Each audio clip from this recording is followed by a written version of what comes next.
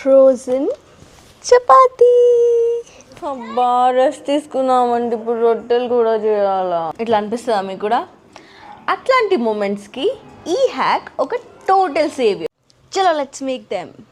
So మామూలుగా చపాతీలు ఎట్లయితే వేస్తామో అట్లనే రోలింగ్ చేసేసుకొని పెట్టేసుకోవాలి పక్కకి. నేను 1 వీక్కి చేసుకుంటున్నా, మీరు 1 మంత్కి చేసుకోవచ్చు కావాలంటే. అచ్చుగాడు కూడా హెల్ప్ చేస్తుంది నాకు.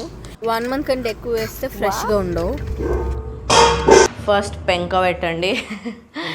రొట్టెలు ఎట్లా వేస్తామో అట్లనే సేమ్.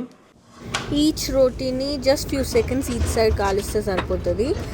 వైట్గానే ఉండాలి, ఏంటంటే పిండిలాగా ఉండకుండా ఉండాలి. నేను ఆయిల్ కూడా స్ప్రే చేస్తున్నా, మీకు వద్దంటే మీరు వితౌట్ ఆయిల్ చేసుకోవచ్చు, it won't be a problem.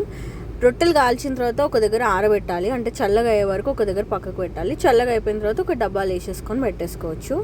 నేను అన్ని డైనింగ్ టేబుల్ పైన చల్లారి పెట్టేసి దాని తర్వాత డబ్బాలు వేసిన. ఒకవేళ బాక్స్ లేదు అంటే మీరు జిప్ లాక్ కవర్స్లో కూడా వాటిని డీఫ్రీజ్ చేసుకోవచ్చు.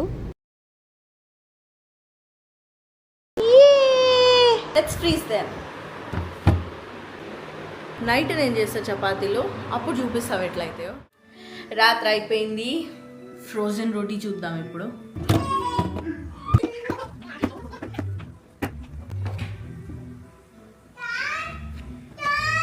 ఫ్రీజ్ అయిపోయినాయి. ఎన్ని రోటీస్ కావాలంటే అన్ని రోటీస్ నార్మల్గా ఎట్లయితే కాలుస్తామో అట్లనే కాల్ చేసుకోవాలి చపాతీస్ని. చపాతీ రెడీ. ఫ్రీజ్ చేసినాం కదా అని సాఫ్ట్ ఉండకుండా ఉండవు, వెరీ సాఫ్ట్ ఉంటాయి. నార్మల్గా ఎట్లయితే చపాతీస్ ఉంటాయో అట్లనే ఉంటాయి. Done. So save this reel for later and send it to every busy mom, every toddler mom, and to all those working besties.